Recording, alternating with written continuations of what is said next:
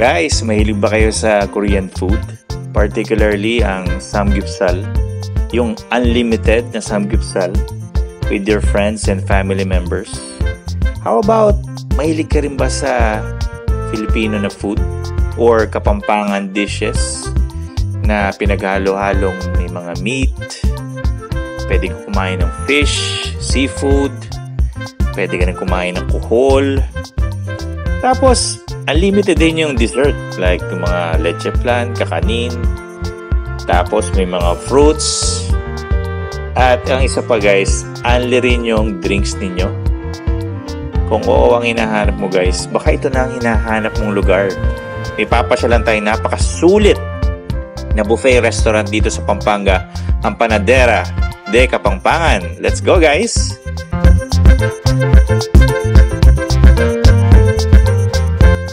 Ayun nga guys, so pupunta kami dito sa Panadera de Kapampangan sa bayan ng Guagua, Pampanga.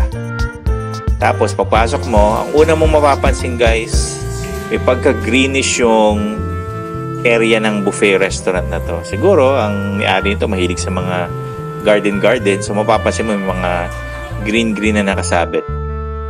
Sa labas ng restaurant guys, meron pang extra area para sa mga ibang guests na kung sakaling mapuno. Tapos dito naman guys, dun kayo magbabayad, no? Tapos ito nga, ito yung mga salad. Guys, ito paborito ko, pako salad. Ito yung japchae. Tapos, potato marbles. Ito naman yung tokwa. Ito masarap din, yung fish cake. Sarap yan. At pipino. At ang always favorite, kimchi. So, dito kayo kuha ng mga kutsara. Tapos ito nga yung lettuce. Tapos yung katabing lettuce chicken yan guys.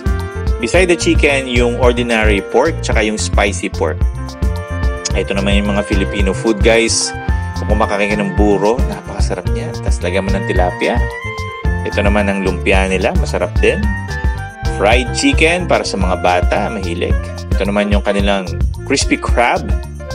Ito yung tawilis. Lechon. At syempre, mawawala ba yung paksiw na lechon?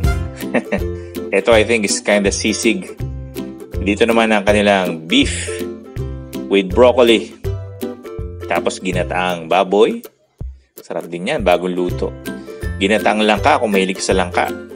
Panlinis ng bituka. Ito naman guys, ang kanilang vegetables with seafood. Ito I think laing.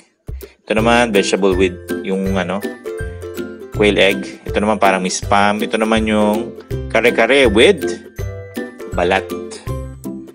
Balat yan. Tapos ito naman guys, napakasarap din ito. Adobong pusit guys. Korean chicken. Tapos ito naman ang kanilang hipon.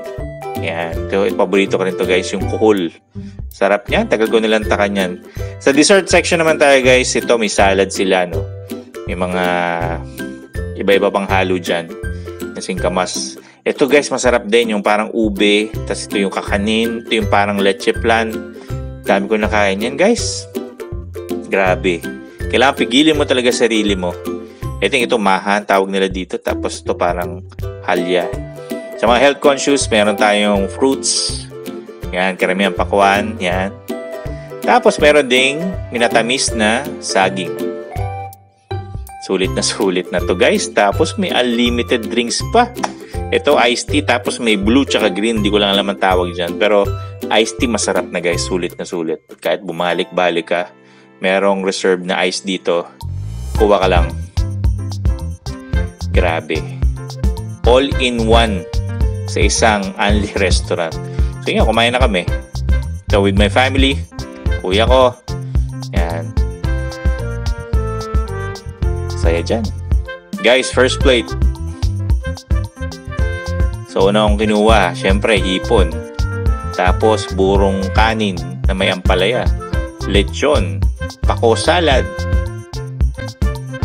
Hi guys, nandito kami sa Samji sa may Guagua, Pampanga guys. So, first batch. Kakaiba to kasi meron ka ng samgyup na unlimited. May buffet ka pang unlimited. Plus may drinks pa. Siguro mga 4 batch ako nakuha. Sayang eh. Diba? Sulitin na natin. Okay, let's enjoy. For the second plate guys, ito yung nilantakan ko. Merong kimchi, merong potato marbles, tapos kuhol. Yan, sarap yung kuhol niyan kasi bagong-bago. Tapos ulit, ang palay ulit kasi sarap talaga nung kanilang buro. Tapos pipino, just for the second plate. Grabe, sulit yan. Third plate, of course, dessert kasi busog na ako. Fruits, yan. Ang sarap niyan guys, bagong cut lang. Yan, watermelon. Tapos itong parang leche flan tsaka parang halya na dessert nila. Sobrang sarap. Grabe.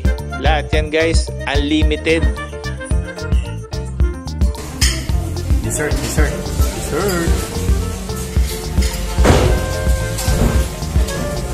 Melon. Melon ba ito? Melon ito? Honeydew. Mukhang may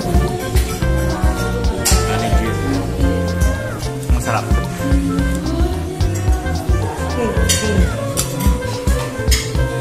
Bottomless iced tea pa.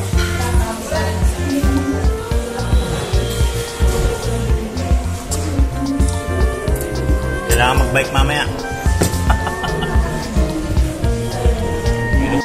Ang lahat ng ito guys for just 321 pesos per person. Tapos pagdating mo dito guys, mapapansin mo napakaluwag ng parking. Tapos sa kaliwa merong Petron gas station.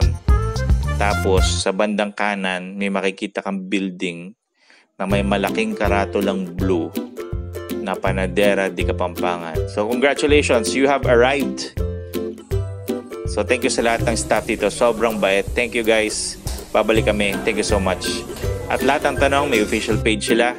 Dito nyo sila kontakin. Thank you so much guys and see you here.